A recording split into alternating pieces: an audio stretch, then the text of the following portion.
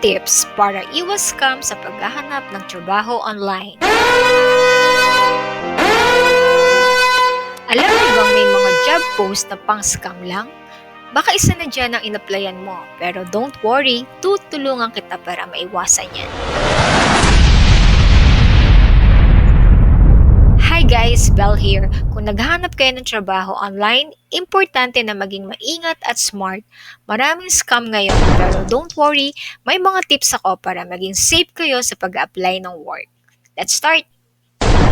Number 1, use trusted job boards. Huwag magtiwala agad sa kung anong makita nyo online. Gamitin nyo yung mga legit job sites tulad ng LinkedIn, JobStreet, Indeed at Glassdoor kasi bini-verify nila yung mga employers.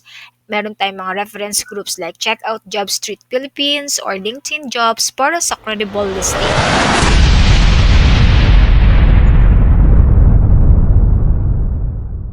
Number 2, research the company.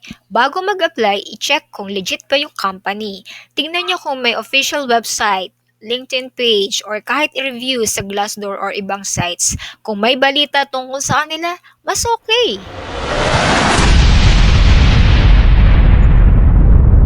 Number 3, verify the job posting. Check the job ad kung maayos ba yung pagkakasulat. Kapag parang Google Translate at maraming typo, magduda ka na. Mas maganda kung andun din yung mga listing ng official website ng Number 4, be wary of red flags. Huwag kayong basta magbibigay ng pera or bank details. Ang legit na employer, hindi yan hihingi ng bayad sa inyo para makapasok ka. Kung email nila ay at gmail.com or walang official na company domain, sketchy na yan. At kung walang interview tapos hard ka agad, scam alert na yan! Number 5, secure communication channels. Iwasan ang pag-communicate lang sa social media DMs or direct messaging tulad ng Facebook. Mas okay kung sa official email ng company mag-usap. Kung Telegram or WhatsApp ang gamit, siguruhing verified yung kausap.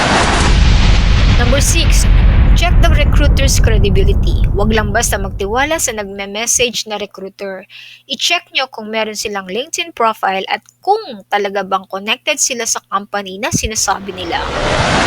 Number 7, watch for too good to be true offers. Kung sobrang taas ng offer tapos konti lang yung work, mag-isip-isip ka na. Kung vague yung job description, malamang scam yan. Number 8, protect your personal information. Huwag basta-basta mag-share ng buong address or bank details hanggat hindi pa kayo formally hired. Pwede kayong gumawa ng basic resume na walang sensitive information.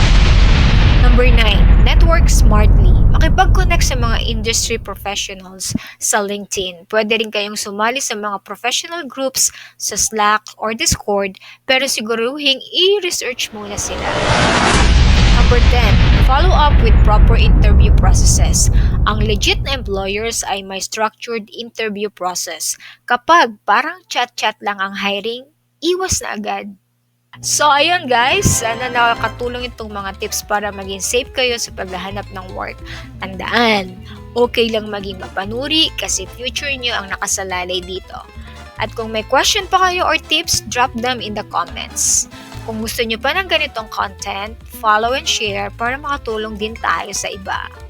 Let's go!